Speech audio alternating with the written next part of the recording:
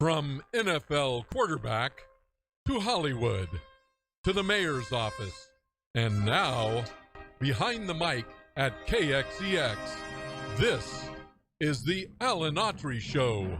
No retreat. And so, my fellow Americans, ask not what your country can do for you. Ask what you can do for your country. Mr. Gorbachev, tear down this wall. What the hell's going on out here? Everybody's grabbing out there. Nobody. That the only thing we have to fear is fear itself. Today, I consider myself the luckiest man on the face of the earth. I'm not fearing any man.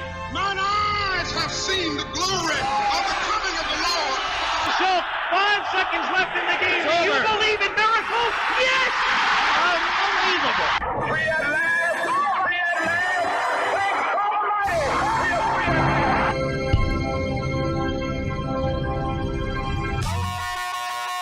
You're listening to the Alan Autry Show on the best talk in town. Talk Radio 1550 KXEX. Call Alan now. 559-899-1550. And welcome to Alan Autry No Retreat. This is old Alan Autry on Taco Tuesday, minus the tacos, with Bullet Bob Leone, man. Really look forward to Tuesdays, as I do every day here. Thank you, Hoss. Extra special to have Bullet here, live radio. Live, man, I tell you. It's that's a different animal. It's interesting. When you can't edit that thing, man, it's out there live forever on the internet. Hit the delay button. You better be cinched up and ready to go. Anything could happen, and literally does. But anyway, I'm ready to go. I know Bullet Bob is ready to go. Jeremy, is Howard Dean ready to go? Is he ready? Well, I didn't hear him. One more time from Howard. Yes, Howard's ready for Taco Tuesday here. All right, looking at my notes here. Gosh, I got a ton of notes and probably won't use any of them, but we're ready if we need them. But before we delve in here, bro, we have one of our really good friends. Yep. When you grow up in Riverdale, folks, you small town folks listening out there, you big city folks won't relate, but you probably did. You have your little neighborhoods in the big cities, and you grow up, and but especially in small towns, you get that special bond. And such was the case in Riverdale, town of 2,200 people when we grew up there. I think the high school had what, 300? 500 kids. 500 kids there. More cows than people. Yes, which made for an interesting dynamic. A lot of dairies. Yes. But we have one of our compadres there going in for surgery today, and we just want to wish him well, won't you? Yeah, we want to wish Steve McKean, SM, the very best. He's going in for some pretty serious surgery for some cancer. I understand it's going to be about a 6 to 8 hour surgery. So we definitely want to wish him the best, and all of our prayers are certainly with him and his family today. One of the nicest people you would ever want to know. Great guy. He was the same in 4th grade. I remember he came in from Canada. Well, his family did. Moved here from Canada, and played on our basketball teams together, and just a gentleman. He was a gentleman before I knew what a gentleman was. He was a great role model. I've known him and since still is. He's going to get through this. 4 or 5 years old. Yeah. His dad drove my bus. Yeah. Archie. Yeah. Archie McKean. Great guy. Man, he could watch. I still remember today on the bus. You had that mirror, and you'd see Archie's eyes looking back that. You'd see everything. Grab butt, man. And he let you have some fun, but he drew a line. You didn't wrestle back there. You just, you were supposed to behave yourself to some degree. And boy, those eyes that go back there. And I'll never forget the most disappointed that I've ever been to myself. One of the times was I played around, and Archie had to tell me to settle down. Had to reprimand you. Yes, and then when he let me off, I said, "Sorry, Mr. McKean." He goes, "Well, it's all right, cause I would expect that of anybody but you." Oh, laid that on you. Oh, man. When you're 10 years old. But I thought so much of him, and Steve McKean, our buddy, just a chip off the old block. Yeah. Get well, Stephen. I know you're going to make it through this. All right. Well, hey, did you see where Putin, as if those sanctions on Russia is really working, the ruble is at an all-time high. Putin's approval rating is through the roof. It seems like these sanctions are having a boomerang effect. They're hurting the American people and our country more than it is Putin and the Russians. And we're going to get our little analysis here on how that war is going. I'm going to have to take a few notes from the I Told You So file. Hate to do that, but on this show, we kind of predicted every single thing that's happened here. Not that I'm a genius. It's just common sense where this thing was going. But gold is going. Biden is going to kibosh the gold imports. Did you see that? Just happened. I didn't see that. Well, I'm looking at it going, what does it care? First of all, we're not on the gold standard anymore. And by the way, Mr. President, people are worried about being able to afford food on the table. Last time I checked, you can't eat gold. At the table, can you pass the beans and get a little side dish of that gold? What's with them, Bobby? I want to sprinkle it on my mashed potatoes. Well, come on. I mean, how's that going to hurt the Russian economy? I didn't see that. So I don't think. But that just would on have its surface, much on what they call the prima facie aspects of it. I don't think it's going to have much of an effect. Oh gosh, dang! It's just when you think it can't go down further in terms of decisions that make zero sense, and it serves to just further tick people off. It's one of those things. And there's a few of us out here that are ticked off. Hey, bad policy, sometimes you can say, okay, that was just another way of looking at things, and I respect it. I don't agree with it. Then certain bad decisions just tick you off. Why are you making a public announcement in a press conference to say that you're not going to import Russian gold anymore? Well, all of you people in Beverly Hills, you're going to pay that $10,000 for that necklace. You're going to have to pay $20,000 now. How can the comment that, to me, that just indicates how this president, this administration has no idea how the common, everyday, middle-class American is stitched together and what the mindset of your average American, whom they purport to be watching out for. Well, and it really hits, I mean, this may be a firm grasp of the obvious, but it really hits those that are making, say, $15 an hour. Something like that. Wouldn't you love to make $15 an hour when we were a kid out in those fields? What did we make? $3.75? We were lucky. I started out at $1.65. So yeah, I don't know. I was $2.10. And I thought, man, I'm in the tall cotton now. Yeah. But it really hurts. It obviously hurts all Americans, middle class Americans. The other folks, the rich and upper class, they don't really care because they can just absorb it. But it also hurts seniors. Like myself, fixed income, like myself. I worked 45 years, and I really don't want to work anymore. To be quite frank with you, this is what I do now. So you're really hammering two major segments of the American population between the minimum wage folks and the folks that are struggling to get by anyway, and the senior citizens who are on a fixed income. And it's really tough. I just put $50 of gas in my truck, and it got just over half a tank. And with some of the driving that I have to do, I'll probably have to fill up again in, I don't know, 3, 4, 5 days with another $50. Yeah. So, it's $100 a week for gas. That's, and that's only half a tank at a time. And then you have a president say, this is a perfect time to transition to renewables. Again, from the "Are you clueless?" file.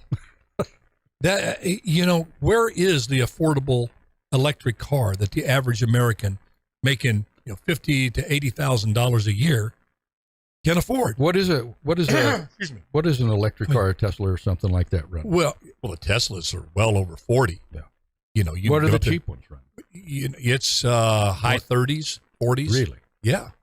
More so. I haven't checked. You get a new one. Yeah, I haven't checked it out. But the point is, then they say, well, it's not going to cost you for electricity. Have you seen your PG&E bill lately as we're heading into summer? But it's just the cluelessness that they have of this entire administration.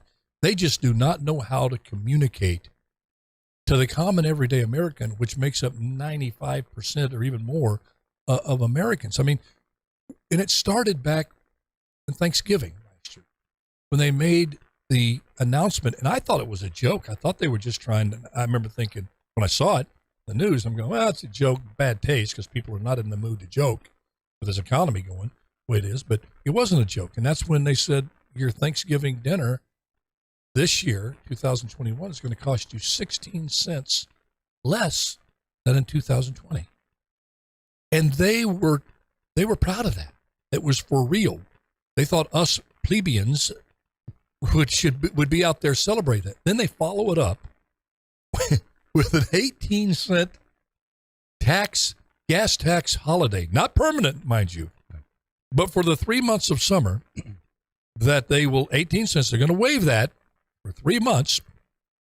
It averages out to about $20 that you're going to be able to save during that 3 months. Now I want the $20. I'm not going to give I'll it take back. it. I'll take it. But they're just walking around like peacocks. Small gains, Oz. Small gains. Incremental gains. And then, but then they say, okay, we're going to show Putin now.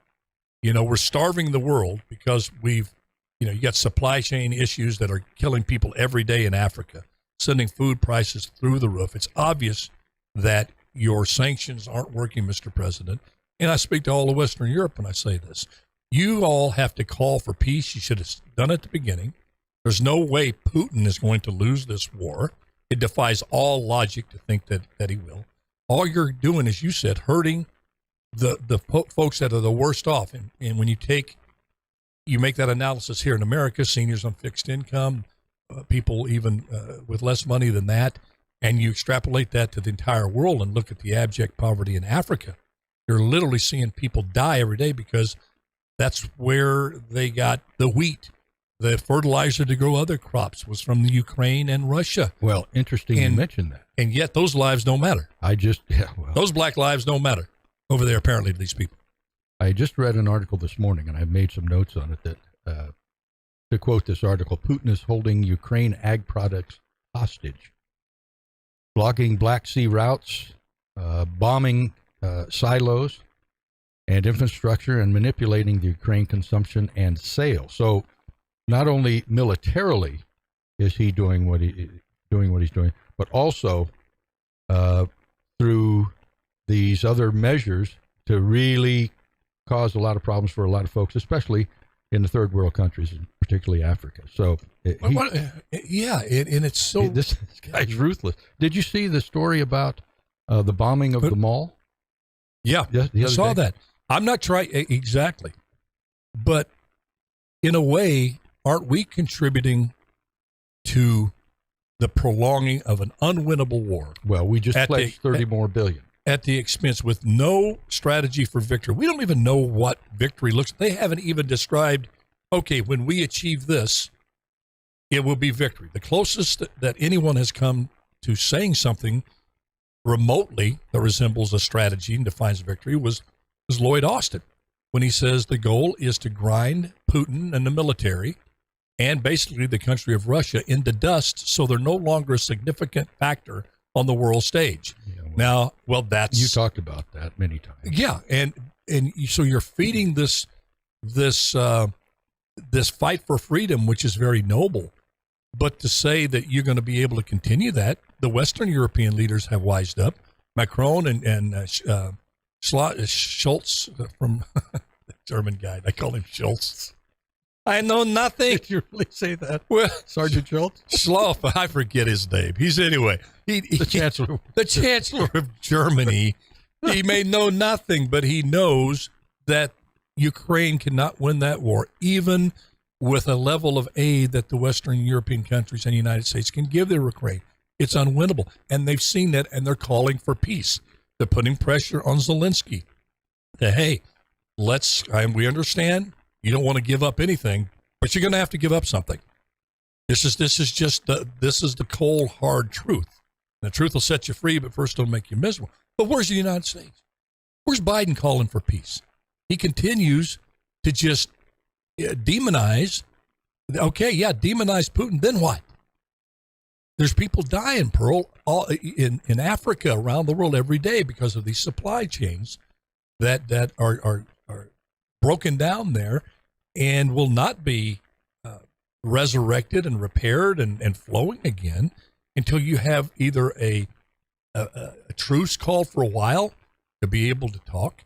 And they said, well, Putin won't do it. Well, it's a cop-out. Let him be the one to continue to deny or continue to rebuke peace offers. And I think you do that, and then China may come in and make Putin come to the table. But you got to do something different than what's going on there. Well, they just pledged after, I think it was yesterday, they're at the G7 summit. Yeah. And the U.S. has pledged another $30 billion to the Ukraine in new aid. So, and that hits directly at your point. What do we do from here? We continue to provide aid so they can continue the fight. And there's an estimate, and sometimes the numbers are a little fuzzy because you don't get the real numbers. There's an estimate. There have been at least 20,000 Russian casualties, military casualties, and 40,000 injured, wounded in action. From the other side, it was estimated, and this goes back a couple of weeks ago, 100 per day casualties for the Ukrainians. Soldiers and civilians. So how long can you last? And this article that I just read this morning says the same thing that we've been saying. It's going to be a long, protracted, drug-out war of attrition. And we've said since day one, if it's a war of attrition, unless Putin finally decides that, hey, we've suffered enough and we're pulling out, I doubt that's going to happen. It's unwinnable. So it's unwinnable. Let me tell you, if I could, here's, I've jotted down my reasons, just from a logical mind. Welcome to hear opposing views. This is just a common man, simple man, as Leonard Skinner likes to say. But I've called this thing down the line, as most people have, with a little bit of common sense. Yep.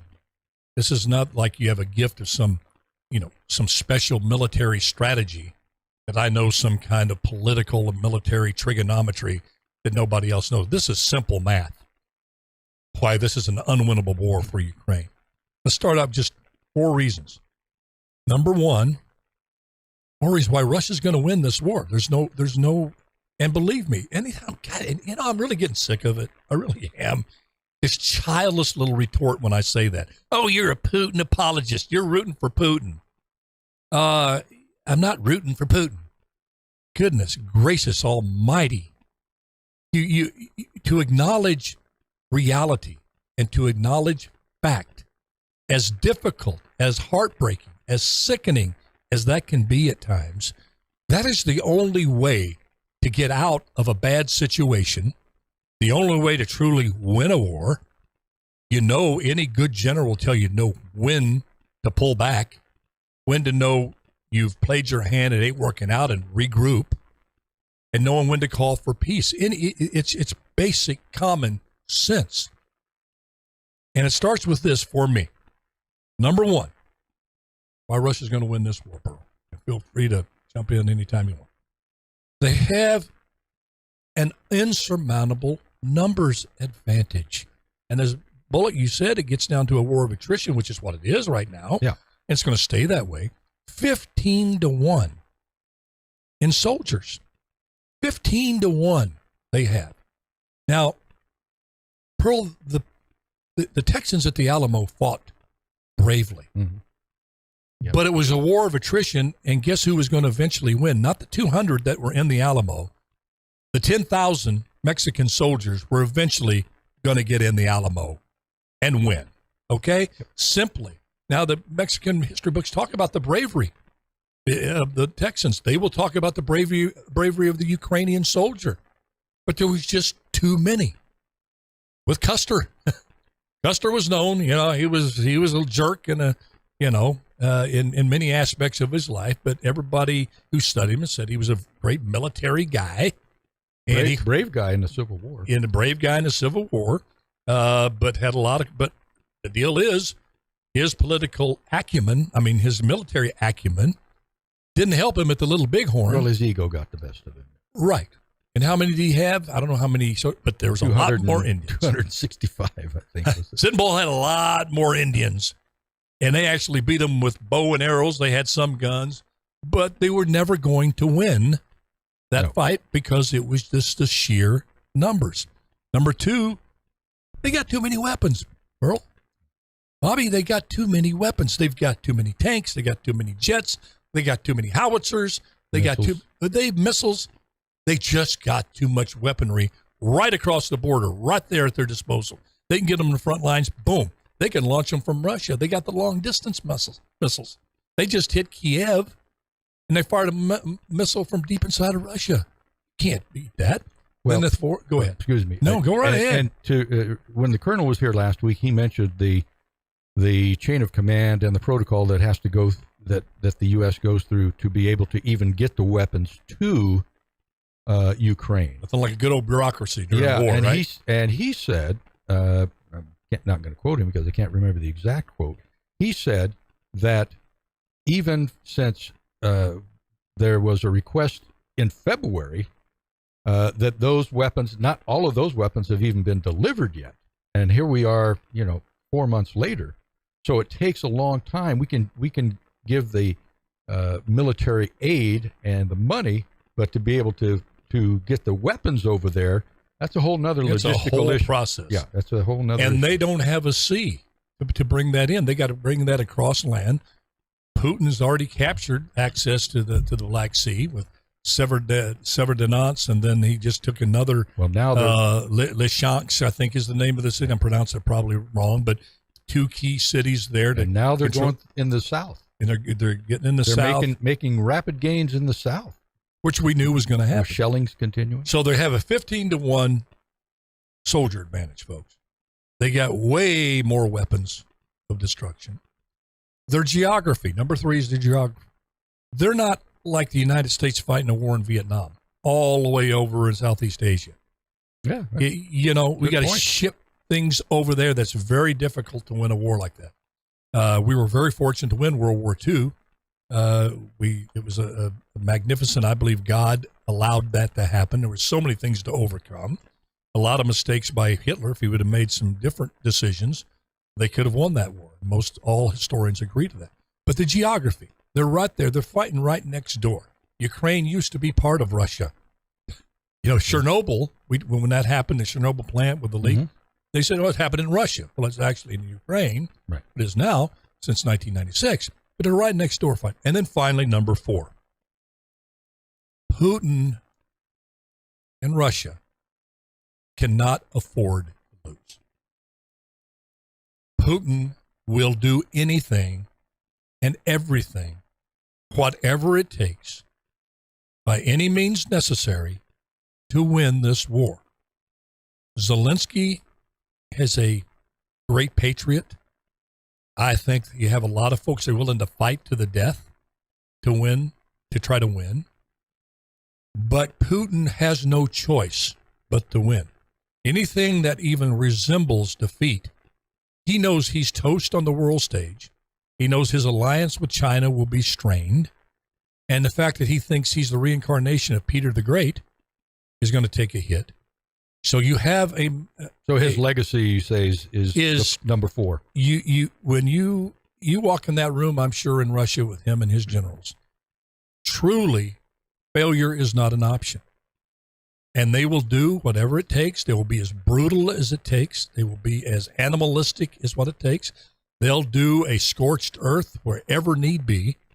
And if need be, back in the hip pocket to assure victory are nuclear weapons. Well, so how does the Ukraine win that war? Well, I don't know that they can. There's just no way. I just don't see it. And interestingly enough, the deputy chairman of the Russian Security Council, old Dmitry Medvedev. I said that pretty good. You did. You did. Said 3 times fast. Medvedev. No, don't try that. Hey, man, I'm having a good brain day. Go ahead. Did you take your meds? Huh? Did you take your meds? Hey, Farley. This Dmitry Medvedev says that any encroachment into Crimea by a NATO member could amount to a declaration of war on Russia and could lead to World War III. He said this yesterday in a press conference. Just when I was feeling good about the Supreme Court decisions, you got to hit me with that. World War III is right around the corner. So and he's going back to Crimea, he's no joke. Medvedev is a high-ranking, him and Lavrov. I mean, when they say something, the minister of information there, you can go, he's been right sometimes, but you can't really take it to the bank. But don't you agree? Those two dudes, Medvedev and Lavrov, if they speak something, that's coming from Putin. Exactly. Right? They're not going to be talking out of school. Hey, we got to quit, but we're going to take a break in just a second. Not now, though. Don't start the music, because we got Laura on the line, Laura Fisher, info on Putin, probably hot off the presses. Laura, you there? Laura? Hello. Hey, Hello. You got some information on Mr. Putin? Yeah, I've gone through the Ministry of Defense files that I got from Anonymous. I've been reading those for the last several weeks, and it looks as though Putin has been planning this since about 2005. Wow. Not this that we're seeing play out now, but he has had his sights set on taking Ukraine since 2005. Wow. That's when he began his propaganda machines. That's when he began moving the Russian separatists into the Donbass region in large numbers. That's when he started screwing around with their parliament and getting Russian sympathizers in there. And he seemed to be making headway for a while, till about 2010. That's when the Obama administration decided they were going to meddle in everything. And that's when Putin decided to change course. So at the end of the day, what we all have to realize is that our country and NATO as a whole are looking at this in such a short-sighted manner. If you stop and you look, Ukraine is really nothing more than a distraction, because Putin has a much larger plan, and it's actually working now. Mm-hmm. For one thing, he's weakened NATO. Spain is already on the verge of protesting because they're suffering. Yeah. And then you have Xi Jinping. See, Xi Jinping was already on the cusp of having a lot of problems with BRI in Africa when they made this deal of having a friendship with no limits back in December. Right. I remember it well. He was already going to court with a lot of these different BRI issues, and he was going to lose. Putin has come in and saved him. They're playing a good cop, bad cop thing. Not as many people are going to be dying in Africa as you think, and the reason why is because Africa can't buy wheat from Russia, but China's been getting wheat from Russia. Oh, there you go. They're giving to Africa. Yep, there you go. Okay. Yeah. Also, in addition to that, what people have to remember is that now that Israel's government has collapsed, in all likelihood, Netanyahu is going to be prime minister again. I agree. Because their attitude right now is, this is an emergency situation, and better the devil you know. That's right. I agree with you 100%. Said, Netanyahu has a very, very good and strong relationship with Putin. I also believe, despite what's come out in the past from Saudi Arabia, members of government said that they will never normalize relations with Israel until Palestine is an independent state. MBS wants power more than anything. Iran is begging to have a relationship with Saudi Arabia again after the 2016 embassy situation. They are desperate. If he can get a relationship going with Iran again, I believe that he will enter into some type of a relationship with Israel to position himself as the most powerful ruler in the Middle East. You're talking about Putin. And he's been meeting with Putin a whole lot. And the Biden administration is so obtuse and so naive. And it's not just the Biden administration, it's all of our Western leaders. They need to understand something.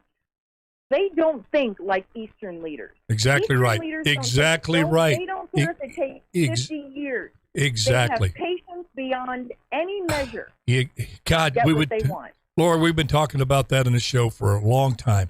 You've got to understand, if you want to look at them as your enemy, you even more have to pursue understanding them in order to defeat them. If you're trying to, but it's certainly if you're trying to cooperate or whatever, you've got to seek an understanding, or you just can't get there from here.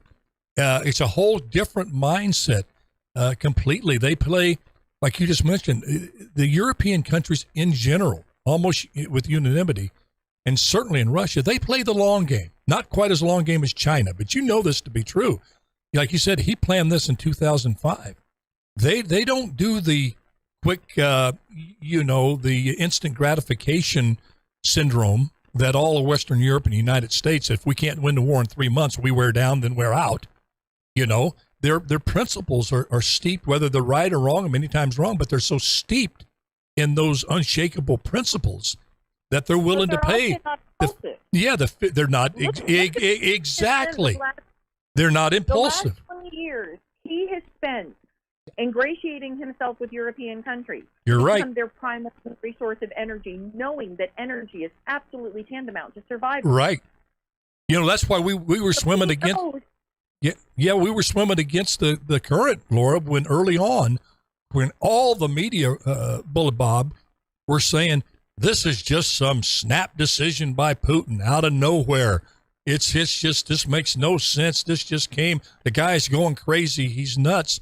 And as you pointed out, Laura, if you do a little research, you know that was not the case. It may be evil, certainly is, to invade another country, but it was far from a snap decision. It was a plan, as you said, go back to 2005, maybe even before that, to eventually get, probably, I can get your opinion, I think the moment Ukraine became independent, Putin began his plan to get it back in 1996. Well, he's been planning to do that with all of the Eastern Bloc countries, using propaganda and doing soft takeover. But with Ukraine, after he got Crimea, I think that he realized this is doable. And not only is it doable, but I'm going to go ahead and I'm going to get all my ducks in a row, because what he has done, what he has successfully done, and I don't care, you know, what anybody else says, this is a fact if you look at it. He has weakened NATO more than any other. You have to acknowledge that. You have to acknowledge that. They come out and say, oh, we're all unified. No, you're not. No, they're not. Because all your own medias are reporting about how furious everybody is. Exactly. So no, don't try to play that. Exactly. And now with the EU, he's got the same thing going on with the EU, because do you realize that there are 14 countries that have been sitting and waiting for candidacy for more than 15 years, right. And now they're talking about giving Ukraine candidacy as like a pity party. No, you don't do that. So now what's going to happen? These other countries are going to become furious. Yeah. No, I hear you. Hey, real quick, because we got to go to break, but I want to get one more comment from you, your take on it. There was a general, I forget where he's from. I had it on my notes and I forgot it. But anyway, came out, I think it was yesterday, and said Putin is very sick, probably has less than 2 years lived. Do you buy that? I don't know. I honestly don't know. And frankly, it really doesn't matter. And I hate to say that. I don't mean to say that in a contrite way, but when I say that, I mean Putin is not alone in the way that he thinks. That's my feeling. And that's silly for people to say, oh, well, when he dies, it's all over. No. I agree. Because the majority of the country and the entirety of his government feel the same. I agree. He's not this lone wolf out there right from the get-go. So, yeah, Laura, we got to take a break. Thank you for calling in on this, because I tell you, this is you're a voice here that's been right on every single aspect of this war so far. And did you ever? Yeah. Moreno. Mo. Guillermo just came in the room, folks. It wasn't Howard Dean. It sounded like him. Because Howard Dean isn't married to the most favorite beautiful woman west of the Mississippi here. Her and my wife are right there. Just Is that your wife? We're blessed. We are blessed. We married way above our head. Way above our heads, brother. We married. Yeah. Y'all Nice have to a meet good you. one. Okay, see you tomorrow. Did you ever, if you ever change your mind about leaving me behind? Oh, bring it on, Pearl. Oh, bring it on. Bring your sweet love. Bring it on home to me. Yeah. Ooh, yeah.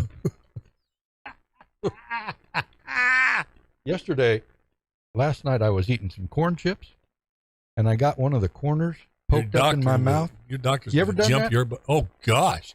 I get everything caught in my teeth now. Poke the corner right on my gum. Oh, God. I get everything stuck in there now. My teeth, as I get older, are starting to separate a It little felt bit. like it felt like I got poked with a needle or something. Man, Yeah. that thing hurt, and it's all swole up in there now.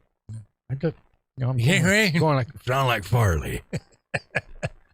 Sound good, brother. No, I'm getting all sorts of stuff. I mean, I sat there and floss. My back is hurting today. My back's holding up. I'm a mess. I'm a mess. Yeah, it's that old aging process. It ain't pretty, and it has no mercy. You know the great things about these headphones, though?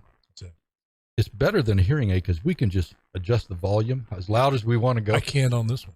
I tried, but it has a glitch in there. And if I hit the wrong so glitch, I can hear everything you say. It hits it. Without having to say, who? Remember those big old hearing aids back in our day? They got those little things now. They can't even hardly see them. Yeah, you can't see them. Big old suckers there. So one of my buddies, he's 87. We have lunch every Wednesday. Myself, his son, buddy, and he's got a hearing aid, and he can't hear. And I said, HB, 1 minute, turn the stinking thing up. So he goes, oh, it's too loud, and if I turn it up, then it's too loud. It hurts my ears. I said, well, yeah, I'm talking to you. You can't hear anything I'm saying. Sitting right across the table.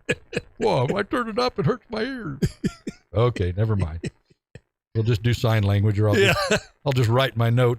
Can you do sign language? No, I'd like to learn.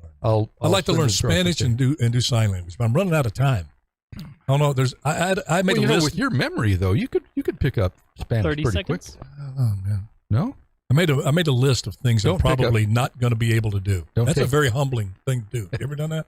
Things you've thought about doing, saying someday I'm going to do this. Someday. Oh, the old bucket list. Yeah, and you look on there and go, man, I'm not going to be able to do that. I'm going to kick the bucket before I do the bucket list. I think that's probably what's going to happen. 10 seconds. It's very humbling. All right. Let's talk about something that's not very controversial. Abortion. You're listening to the Alan Autry Show on the best talk in town. Talk Radio 1550 KXEX. Call Alan now. 559-899-1550. And welcome back to Alan Autry No Retreat. We got our little bugle call. I need a little bugle call, a little no retreat. We got that, Jeremy? He's looking for it. We got a little Dr. J on the board. Our theme song, our no retreat little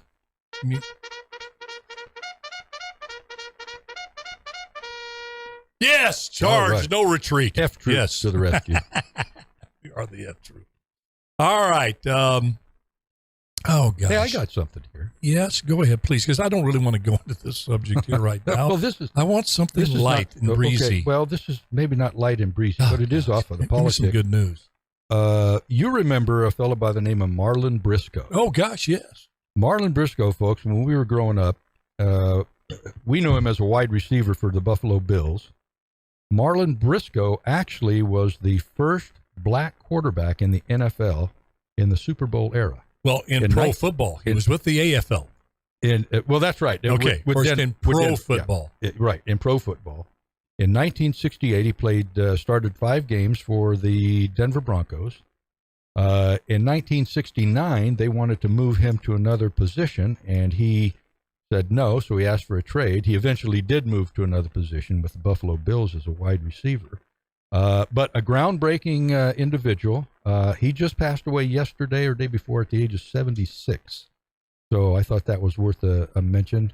Good ball player, good receiver, great ball player for the Buffalo great name. Bills. Back, love that. Marlon Briscoe, made for the NFL. Yeah, that was 77. 76. Yeah. Why is that not as old as I used to think it was? Very young man. As we get older, I think it. When somebody dies I look in the obituary, somebody dies at 90. I look, what happened? He get hit by a truck? 90 years old. That's too young. That's not too bad. Not bad. Oh man, I tell you. Okay, let's get to this one here. I was going to talk. I'm not going to go the abortion. Is New York? Because I have a son, friends in New York. Did the people of New York potentially become safer as a result of the Supreme Court decision? You have Eric Adams, the mayor, who pretty much is like the dog who caught the car as a mayor. Now what do? I'm on a crime fight and I'm going to shut down crime. He gets in there and The woke far left gets a hold of him. He keeps everything pretty much like it is. The headlights. And wondering, he goes, hey, this fighting crime is pretty hard. And you're saying, gosh, you were a cop. When did you figure that out? Yeah. You know, you're packing a weapon yourself. You say you carry a gun wherever you go, yet you're calling it a dark day for New York. And then you say you don't want New York to be the wild, wild west. But Mayor Adams, with all due respect, the wild, wild west was tamed by people with guns.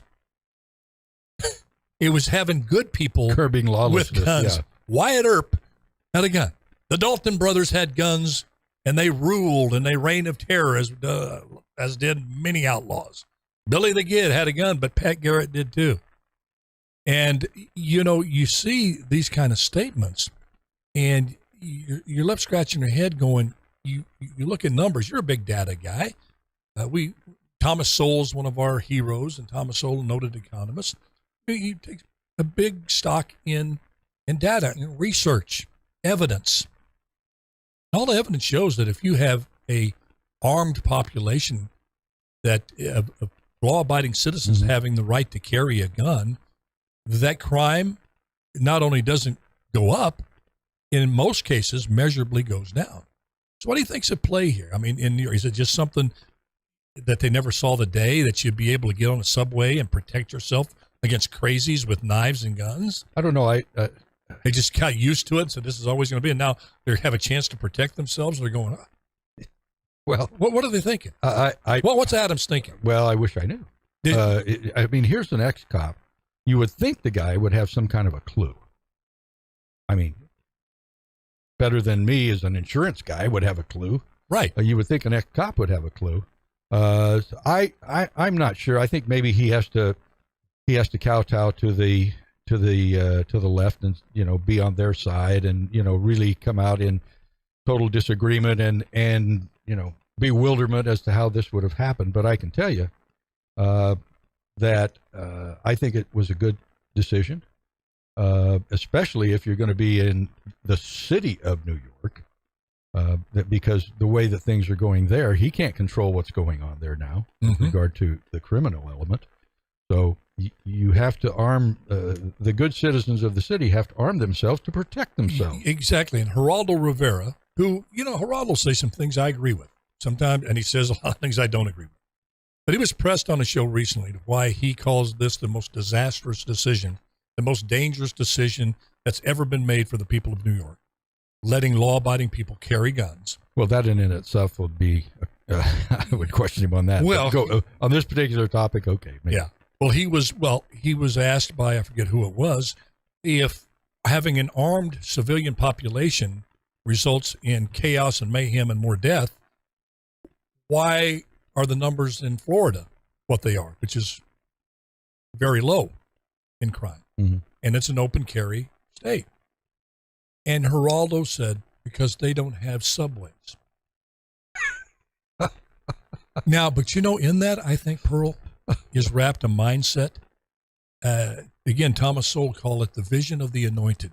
I think people from Eric Adams to Nancy Pelosi to Barack Obama to most of the woke liberal thought is that they don't trust the law-abiding American people.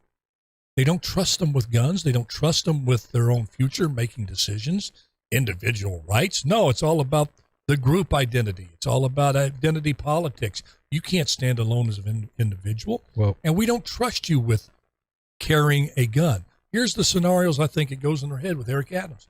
He just thinks there's going to be some guys on Wall Street that carry a gun now.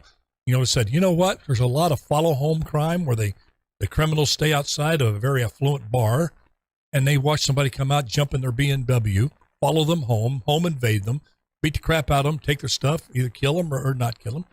And that Wall Street guy says, you know what? I'm going to take this gun. I'm going to learn how to shoot this gun. I'm going to take care of myself.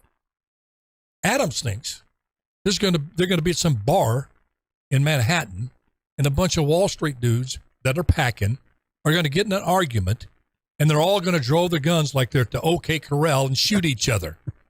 You outbidded me on that stock, you SOB. You're going to empty his gun in there. Yeah, There's going to be no. They live in these visions of law-abiding citizens when the lowest incidence of violent crime in any demographic that they found so far is the NRA. Right. The amount of crime committed by NRA members is almost infinitesimal. They can't even measure it. I don't even know that you could measure that. Yeah. The follow home crimes are really prevalent in your old neck of the woods in Southern California. Yeah. A lot of, well, qualify this, a number of very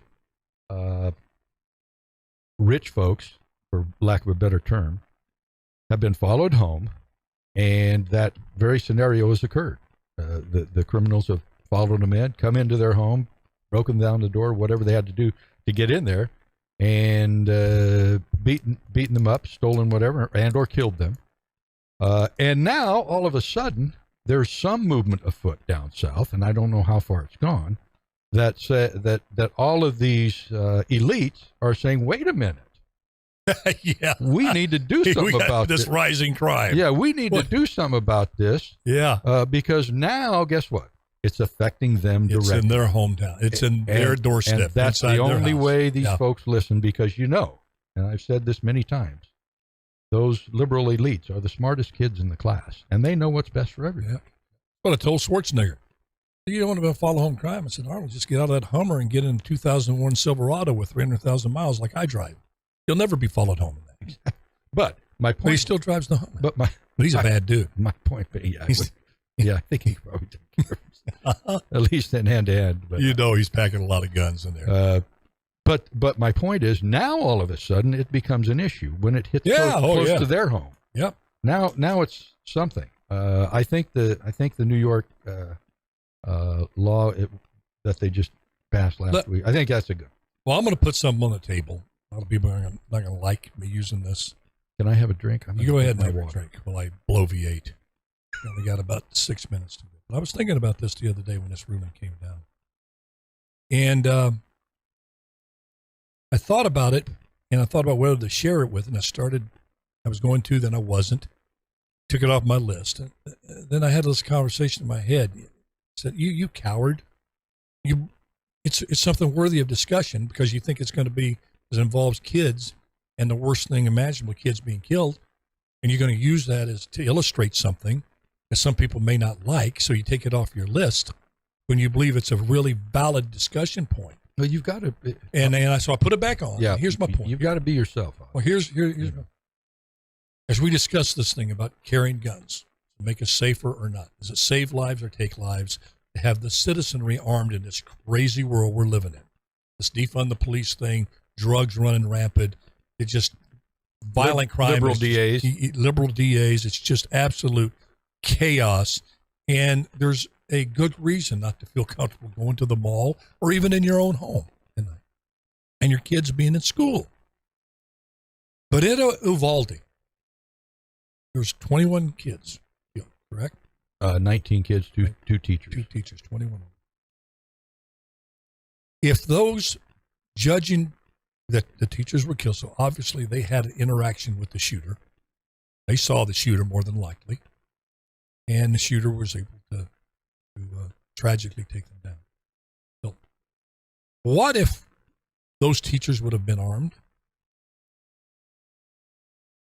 I know we're playing what ifs. It's so knows, but that's the only thing you can play is we try to figure this thing out, what we can do to make us as safe as we possibly can, what laws we have to govern the use of self-protection in terms of guns. And I'm thinking going, if they had a system where the teachers could, if they choose to, carry a gun, learn how to use that gun, really become an expert in a active shooter drills that the teacher go to. My gut feeling is there wouldn't have been 21 dead people. How many less? I don't know. But logically, I would say, because this kid came in 18 years old. These poor kids were just like sitting there. It wasn't really hard to open fire and kill them. You didn't have to be a crack shot to do this. And you have the teacher in there armed. And I would say, okay, you people think, well, what about that situation? Would it have saved lives? I put that proposition on the table that it would have. So should it be considered? People dismiss arming teachers out of hand. Oh, can't arm teachers. Why not? Are you going to recognize what we're up against or not? You want our kids to be as safe as possible in school. And there's the world that is and the world that we wish we lived in. And that's two completely different things. Mm-hmm. We don't live in Camelot. We live in a very violent world, and our number one responsibility is to take care of our kids. So anyway, these are tough questions that people need to discuss. Because what's your thoughts? Well, I know that has been that subject has been brought up before, and would common sense, I'm just a country boy like you, common sense and good judgment would seem to indicate that if you had a teacher that was armed in the classroom, that yes, it could have made an impact, either getting rid of the shooter or certainly lessening the number of deaths. I'm no expert on the subject. I know it's been approached in several articles that I've read. I think it would be a benefit. I mean, again, just kind of using some common sense. Why couldn't it? Yeah. I mean, we're not even going to get into the failure of the Uvalde Police Department in this. Yeah, exactly. But again, it's a classic example. If they don't come to help, and then you're there. What at are you mercy. left with? Very good point. My point exactly. You're the first line of protection against violent crime is you. You're the first line. If you're trying to wait for police to get there and save you, that just doesn't happen very often. You got to be ready to take care of yourself and your family. My question here, we only got about a minute left, is what is the woke left, the wokeaholics going to do if, in fact, we see crime in New York start to go down? Are they going to give credit to the fact that New Yorkers can carry weapons now, and maybe it was a deterrent to some of these criminals who now get on the subway? Doubtful they would give credit for that. I think it puts them in a very precarious situation. Well, certainly it does. Certainly it does. Because now their whole idea premise that it's going to it's done. It's out the window. Because unless crime continues to rise dramatically, their premise is shot out of the water. Mm-hmm. They're saying it's going to be, you think crime is bad now, wait till you arm the public, you're going to see crime go through the roof even worse. And if that doesn't happen, in fact, it goes down, I mean, that's a reshaping of law enforcement and protection, personal protection that's goes nationwide. Mm-hmm. Yeah. So that's going to be it, because I think what's the narrative going to be? I think it is going to go down. I'm hoping it will. I think that right off the bat, these criminals, a lot of them say, you know what, it's a different ball game, and I think it's going to just get more and more safe in New York City. That'd be great. All right, folks, thanks for tuning in. Taco Tuesday. Laura, thank you for your call, and God bless you, and just remember, do your best and let God do the rest, and everything will seem to fall in place if you do that. Love y'all. Bye-bye now. Keep smiling until then. I loved Roy Rogers.